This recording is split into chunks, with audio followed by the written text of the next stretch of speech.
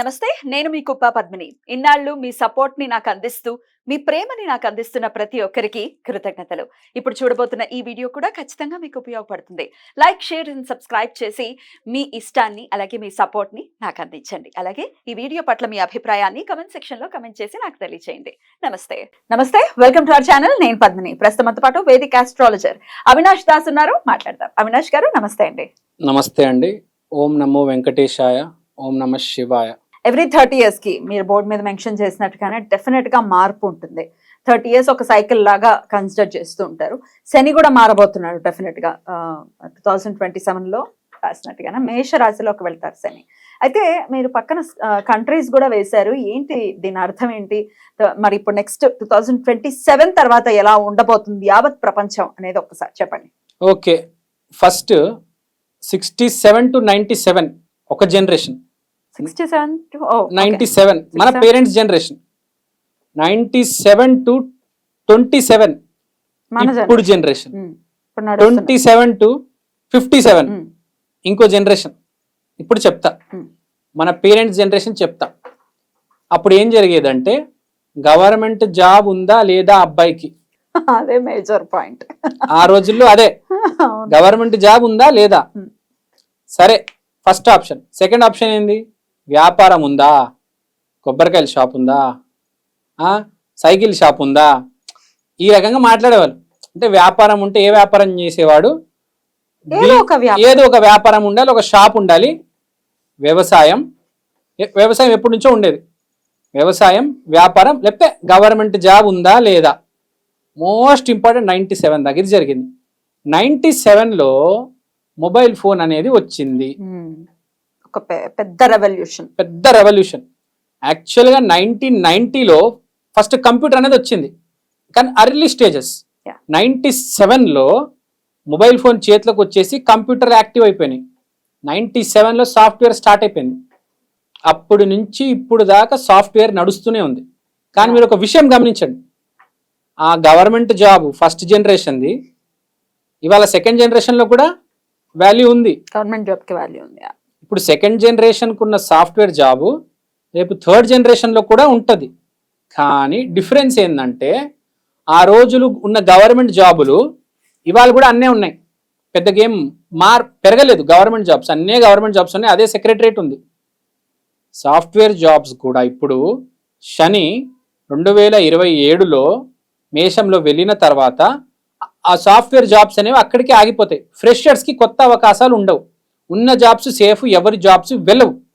అదైతే నేను మీకు గ్యారంటీ ఇవ్వలేదు. ఎందుకంటే ఫస్ట్ జనరేషన్లో చూసాం, గవర్నమెంట్ జాబ్స్ ఇవాళకి ఉన్నాయి వాళ్ళవి. ఇవాళ కూడా మన పేరెంట్స్ అదే జాబ్లో ఉన్నారు. సో సాఫ్ట్వేర్ ఇంజనీర్స్ కూడా ఇప్పుడు ఆల్రెడీ ఎవరైతే చేస్తున్నారో వాళ్ళకి ఏం ప్రాబ్లం ఉండదు, వాళ్ళు కంటిన్యూ అయిపోతారు. కానీ నెక్స్ట్ జనరేషన్కి జాబ్స్ లేవు. AI ఆల్రెడీ దాని ఇంపాక్ట్ స్టార్ట్ చేసింది. సో 2027కి దాని ప్లేస్మెంట్ వేసుకుంది ఆల్రెడీ. AI అని కాదు, అవసరం ఉన్న టెక్నాలజీ వచ్చేసింది. ఆర్టిఫిషియల్ ఇంటెలిజెన్స్ ఉంది కదా, ఆర్టిఫిషియల్ ఇంటెలిజెన్స్ కూడా వచ్చేసింది. మనుషులు కూడా సరిపడ్డారు, ఇంకా అవసరం లేదు. టెక్నాలజీ అయిపోయింది. మీరు చూడండి, రావాల్సిన ఫేస్బుక్, ఇన్స్టాగ్రామ్, ట్విట్టర్ అన్ని యాప్లు ఇప్పుడు కొత్తగా ఏ యాప్ వచ్చినా వర్కౌట్ అవ్వదు. అది ఒక బేస్కి వచ్చేసింది, సాచ్యురేషన్ పాయింట్కి వచ్చేసింది. సో 2027 తర్వాత కొత్త రెవల్యూషన్ మొదలవుతుంది. ఇక్కడ డైవర్సిటీ అనేది జరుగుతుంది. డైవర్సిటీ అంటే, ఇప్పుడు చెప్పుల షాప్ ఉంది. ఒకప్పుడు 5 బ్రాండ్లు అండి, బాటా, లొట్టో, అంతే 2, 3 అంతే. ఇప్పుడు ఎన్ని బ్రాండ్స్ ఉన్నాయండి? 10, 20, 10, 20, 30, 40, 50. ఫ్యూచర్లో ఏంటంటే అసలు మీకు వేల కొద్ది బ్రాండ్స్ వచ్చేస్తాయి. అసలు జరిగేది ఏంటంటే, ఒక కాలనీలో 3, 4 షూస్ తయారు చేస్తారు. అంటే మీ ఇంటి పక్కనే చౌక ధరలో మంచి షూస్ దొరుకుతాయి. మీరు ఇంకా షాప్కి వెళ్ళి వేరే పెద్ద పెద్ద బ్రాండ్స్ కొనక్కర్లే. జాబ్స్ తగ్గిపోవడం వల్ల స్వయం కృషి బిజినెస్ అనేది బాగా అభివృద్ధిలోకి వస్తుంది. ఇప్పుడు షూస్ అనేది మనం చూస్తే, ఒకప్పుడు ఒక సెంటర్కి వెళ్ళి కొనేవాళ్ళం బట్టలు, షూజు. రేపు అలా ఉండదు. ఇంటింటికి షూస్ తయారు చేస్తారు, ఇంటింటికి బట్టలు తయారు చేస్తారు. టెక్నాలజీ అనేది బాగా ఎక్కువైపోయింది కాబట్టి చీరలు కూడా ఇప్పుడు చూస్తున్నాం మనం. చీరలు ఎలా అమ్ముతున్నారు లేడీస్, అలా రేపు షూస్ కూడా ఇంట్లో తయారు చేసి అమ్ముతారు. అవునా? అవును. ఫోన్స్ ఉన్నాయి. మీరు ఫోన్స్, బ్రాండెడ్ ఫోన్స్ కొనక్కర్లేదు. ఇప్పుడు మీరు చైనా పోతే ఒకడొకడు ఒక్కొక్క ఫోన్ వాడుతూ ఉంటాడు. వాడి ఇంట్లో తయారు చేసుకుంటాడు వాడు ఫోను. చిప్పులు వాడేసి. వాడికి కొత్త ఫోన్ అక్కర్లేదు, వాడు సిమ్ కార్డ్ కొనుక్కుంటాడు అంతే, వాడి ఫోన్ మాందే. సేమ్ రేపు ఇలానే ఫోన్లు మన లోకల్ బ్రాండెడ్ హైదరాబాద్ నుంచి ఒక 50-100 బ్రాండ్లు వచ్చేస్తాయి మీరు చూడండి 27 కల్లా. ఫోన్ల బ్రాండ్లు బిజినెస్లు అంటే డైవర్సిటీ ఎక్కువ, మార్కెట్ బాగా డైవర్సిఫై అయిపోతుంది. ఒక 4-5 బ్రాండ్లు ఉన్నాయండి, ఐఫోన్, శాంసంగ్. రేపు ఇలా అలా కాదు, అరే వాడు దిల్సుఖ్ నగర్ సందులో ఉంటాడు చూడాడు, బాగా తయారు చేస్తాడు రా ఇది బ్రాండా. అప్పుడు అందరు దిల్సుఖ్ నగర్కి వెళ్ళి అక్కడ ఆ ఫోన్ కొనుక్కొస్తారు. అంటే బిజినెస్ అనేది బాగా విస్తరించబోతుంది. బిజినెస్ ఒకటి, రైతుకి డాక్టర్కి ఎప్పటికీ ప్రాబ్లం రాదు. మెయిన్ ఏంటంటే రాకూడదు కూడా, కరెక్ట్. సో బిజినెస్ మెయిన్ గా జరిగేది ఏంటంటే బిజినెస్ అనేది పెరుగుతుంది. మనం ఇప్పుడే చూస్తున్నాము, పల్లీలు అమ్మేవాడు, ఆమ్లెట్ అమ్మేవాడు, రోడ్డు మీద ఇడ్లీ దోశ అమ్మేవాడు తెగ సంపాదిస్తున్నారు. నిన్న కుమారి ఆంటీ అని న్యూస్ ఛానల్లో చూసాము, ఆమె రోజుకి ₹1,00,000 సంపాదిస్తుందంట. కుమారి ఆంటీ వారు రోజుకి ₹1,00,000 సంపాదిస్తున్నారు. కుమారి ఆంటీ వాళ్ళు. పల్లీలు అమ్మేవాడు రోజుకి 3,000 సంపాదిస్తున్నాడు. అంటే ఇప్పుడు మార్పు, రేట్లన్నీ మారిపోతాయి మీకు. ఇప్పుడు జెమ్ స్టోన్ కావచ్చు, ఆస్ట్రాలజీ కావచ్చు, వాస్తు కావచ్చు, మొత్తం ప్రతి దాని రేటు మారబోతుంది. 2027కి ఫస్ట్ ఫుడ్ రేట్ పెరగబడుతుంది. ఫుడ్ రేట్ పెరగబడుతుంది, అదైతే guarantee. Food rate already MSP government decide చేయబోతుంది. ఫార్మర్ కి కూడా, రైతుకు కూడా ప్రాఫిట్ వచ్చేటట్టు రేట్లు పెరగబోతున్నాయి. ఫార్మర్ కి డబ్బులు వస్తే మంచి పరిణామమే.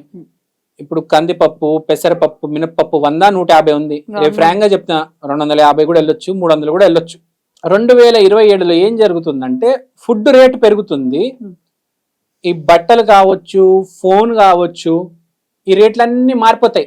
ఫ్రాంక్ గా చెప్పాలంటే తగ్గిపోతాయి. ఎక్కువ మంది సప్లై చేస్తున్నారు కాబట్టి కాంపిటీషన్ పెరిగి రేట్లు పడిపోతాయి.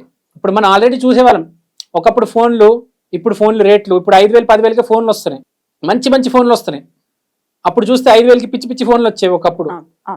రేట్లన్నీ మారబోతున్నాయి అండి. కాస్ట్ కూడా ఉంది, ఫోన్లు 1,50,000 ఫోన్లు కూడా ఉన్నాయి, 5,000లో మంచి ఫోన్లు కూడా ఉన్నాయి. అంటే బేసిక్ గా టెక్నాలజీ పరంగా నేను చెప్తే, ఒకప్పుడు మీరు 4G 5G ఫోన్ కొనాలంటే కొంచెం కాస్ట్ ఉండేది, ఇవాళ చాలా తక్కువకే వచ్చేస్తుంది 6,000-7,000కి. సో మీకు రేపు అన్ని ప్రైజెస్ అంటే అందరు సమానం అయిపోతారండి. ఇప్పుడే చూస్తున్నాం, ఒక డ్రైవర్ కావచ్చు, ఒక ఇంజనీర్ కావచ్చు, ఒక మెకానిక్ కావచ్చు, ఒక పానీపూరి బండి వాడు కావచ్చు, అందరి ఇన్కమ్ సేమ్ ఉండబోతుంది. Shani is going to change everything and every one. ప్రతి ఒక్కరి శాలరీ ఆల్మోస్ట్ సేమ్ ఉంటది మీకు, ఇప్పుడే చూస్తున్నాం. మరి అట్లా సేమ్ ఉంటే ఇంకెక్కడ మనకి పోటీ ఎక్కడ ఉంటుంది? లేకపోతే దాన్ని వ్యాపారం సంపాదించే వాడికి ఇంట్రెస్ట్ ఉండదు కదా. అదే చెప్తున్నా, దాన్ని వ్యాపారం చేసుకుంటే మనకు బాగా సేల్స్ వస్తుంది. అంటే సింపుల్ చెప్తాను, ఇప్పుడు మీరు పల్లీలు అమ్మే, లేకపోతే ఒక ఇడ్లీ దోశ అమ్మే షాప్ లో ఉన్నారు, తయారు చేసేవాడికి ఒక శాలరీ ఉంటది, కానీ అమ్మేవాడికి ప్రాఫిట్ ఉంటది బిజినెస్ మీద. సో బిజినెస్ చేసేవాడికి రేపు మార్జిన్ అనేది మిగులుతుంది, జాబ్ చేసేవాడికి మినిమం మార్జిన్ ఉంటది. రేపు జాబ్ చేసేవాడు బిజినెస్ వైపు వెళ్ళాలి అని అంటున్నారు. ఎండ్ ఆఫ్ ది డే వెళ్ళడం కాదు, ప్రపంచం వెళ్ళిపోతే మీరు కూడా వెళ్తారు, మనం కూడా వెళ్తాము. మనం ఎంత ఇన్నోవేటివ్ గా బిజినెస్ చేస్తున్నాం అనేది matters. Everything will become business. ఇప్పుడే మనం చూస్తున్నాం, సొంత యూట్యూబ్ ఛానల్స్ కూడా వచ్చేసాయి ఆల్మోస్ట్. అయ్యో, ప్రపంచాన్ని వెళ్తున్నాయి యూట్యూబ్ ఛానల్స్. న్యూస్ ఛానల్స్ కన్నా, టీవీ ఛానల్స్ కన్నా యూట్యూబ్ ఛానల్సే ఎక్కువ చూస్తున్నారు. యూట్యూబ్ ఛానల్ అంటే ఇంట్లో ఒక కూర్చొని కెమెరా ముందు పెట్టి చేస్తున్నారు. ప్రతిదీ ఇండివిజువల్ చేతిలోకి వెళ్ళిపోతుంది, ఒక గ్రూప్ లో కాకుండా ఇండివిజువల్ చేతిలోకి వెళ్ళబోతుంది. పవర్ అనేది కూడా ఒకప్పుడు మనం చూసాము, డబ్బులు రాజకీయ నాయకులు ఇచ్చి డిసైడ్ చేసేవాళ్ళు, ఇప్పుడు ప్రజల చేతిలోకి వెళ్ళబోతుంది. ఎందుకంటే డబ్బు రాబోతుంది ప్రజల చేతిలోకి. సో ఎలక్షన్ ఓటింగ్ కూడా అభిమానం మీద జరగబోతుంది ఫ్యూచర్ 27 తర్వాత. ఇప్పుడు రిజల్ట్ 24 రిజల్ట్ వేరు, 28 రిజల్ట్ వేరు. 24 లో వచ్చిన నాయకుడు 28 లో రాడు. చూడండి మీరు, 19 లో వచ్చిన నాయకుడు 24 లో రావచ్చు, 24 లో వచ్చిన నాయకుడు 28 లో రాడు. శని మార్పు జరుగుతుంది. శని అంటే ఇంపాక్ట్ మీరు చూస్తే వెస్ట్ యుఎస్ఏ, భారీ ఇంపాక్ట్ యుఎస్ఏ మీద పడబోతుంది. యుఎస్ఏ కొంచెం టర్బులెన్స్ లోకి వెళ్తుంది, కొంచెం టైం పడుతుంది దానికి అడ్జస్ట్ అవ్వడానికి. దానివల్ల సాఫ్ట్వేర్ రంగం కొంచెం ఇటు అవ్వచ్చు, కానీ కొత్త ఉద్యోగాలు కొంచెం ప్రాబ్లం, కానీ పాత ఉద్యోగాలకి అయితే ఏమి కాదు. ఎందుకంటే శని అంటే ఓల్డ్, సో ఓల్డ్ జాబ్స్ ఏం చేయడు, కానీ కొత్త జాబ్స్ రాకుండా ప్రాబ్లం స్లో చేస్తాడు. సో వచ్చే జనరేషన్ కొంచెం బిజినెస్ వైపు చూసుకోవాలి ఇంకా. సో అదొకటి.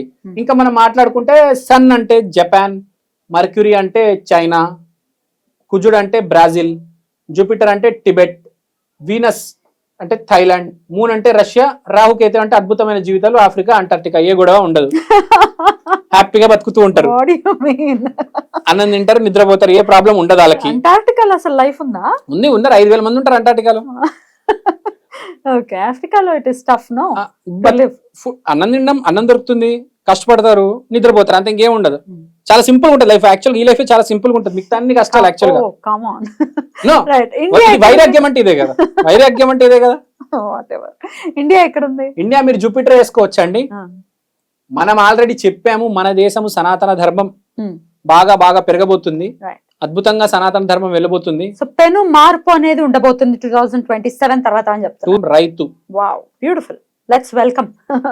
రైట్ అండి, చాలా బ్యూటిఫుల్ గా ఎక్స్ప్లెయిన్ చేశారు. Thank you so much. నమస్తే.